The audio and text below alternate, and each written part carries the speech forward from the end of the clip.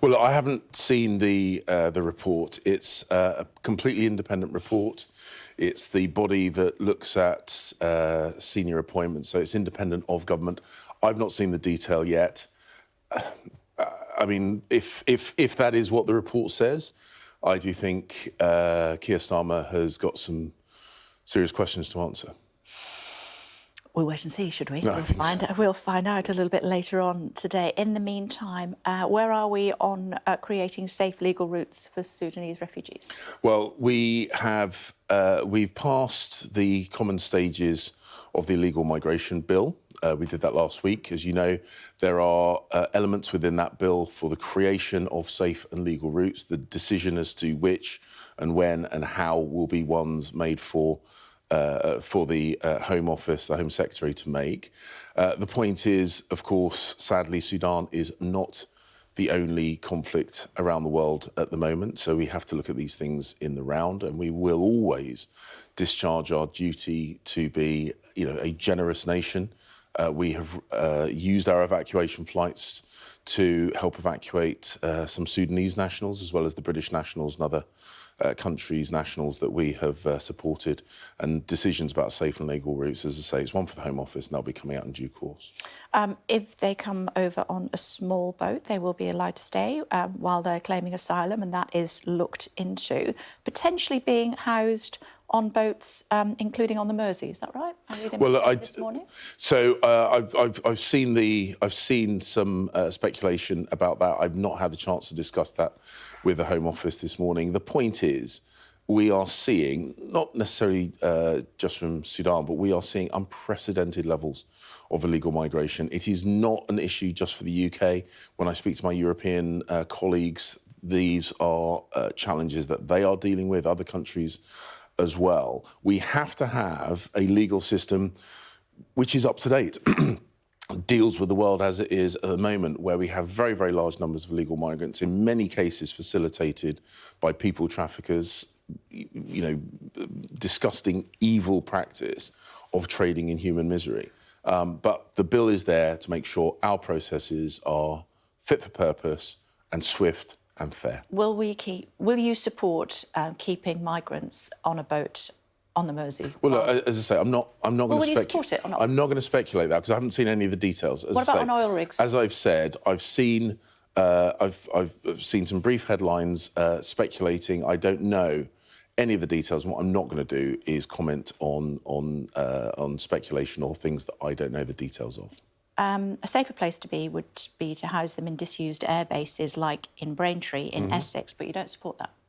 Well, what I've said... That's your constituency. What I've said is... So I've made my points about the specific location, but what I have always supported, I've always supported the need to process migration claims quickly.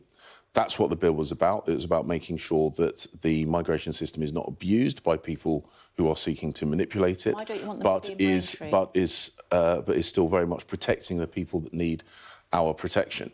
And the point is, and what I've always said, is the need for large-scale accommodation is, of course, no one would want a facility like that in their constituency. You're being a bit of a NIMBY, aren't you, about this? But the point I'm saying is that the legislation that we are putting through is to reduce the need for facilities like that. OK, but in the meantime, we do need them. To speed up the processing. OK, you've told me that, Foreign Secretary.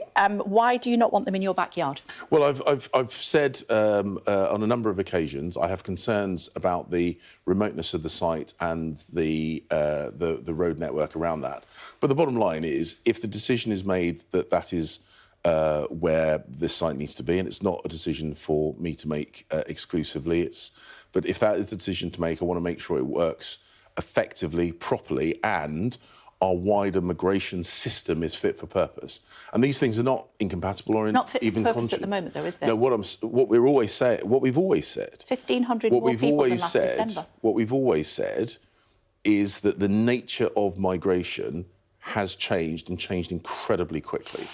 The people traffickers are adapting their practices. They are advising migrants on how to manipulate the system. So we have to make sure that with any evolving or adapting process, that we evolve and adapt our response to it. And that's what the illegal migration bill is all about.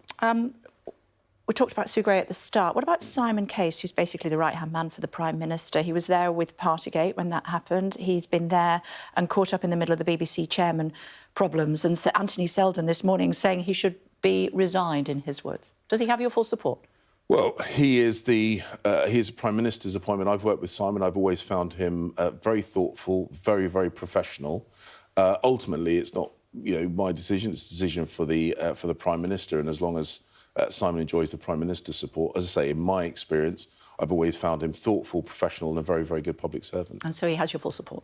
As I say, he's not my appointment. That's not giving you his full support. It's the Prime Minister's appointment. The only person who Simon needs to have the confidence of is the Prime Minister. And I say, but from my observation, he's thoughtful, incredibly professional, very, very effective. What about this row at the weekend about people who don't want to swear allegiance to the King? Do you have any sympathy with them? Well, look, it's an individual choice. There's an invitation, a very generous invitation, to expand what has traditionally been quite an exclusive function, which is just for members of the House of Lords to swear allegiance to the new monarch. Actually, the King has decided to kind of open this up, to give everyone the opportunity to. No one is forced to. No one has to. No one's going to be checking. If you want to do it, and I will, great. If you don't want to do it, fine. I'm almost out of time. Okay. Chiefly is, of course, Chiefney, I should say, is your Grace and Faith home. Have you been checking how many bathrobes there are there? No.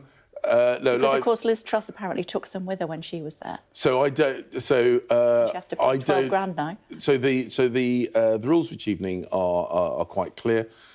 When you use it, you have to pay for the costs of doing so. Like the details of that, I don't know about. My understanding is that, quite understandably, Liz wants to make sure that. This is what I understand of the case. I've not spoken to her directly about this. That she wants to make sure that the invoice is accurate, and once that's been checked, she's going to pay it. But you can see why members of the public who are struggling to pay their bills at the moment will think, how on earth can people expect us to be paying for the food when they know very well that they should be doing that and shoving bathrobes in their bags before they leave? Well, look, it's a serious point. So any of the costs are paid for by the Foreign Secretary. When I have used Chevening on occasions, that's what I have done. That's what always happens. So there is no cost to the public purse. It's quite important to remember it. The house was a gift to the state. Its on-costs are run by the working farm that surrounds the house, and any additional cost for its use is paid for by the individual. So there's no cost to the public purse.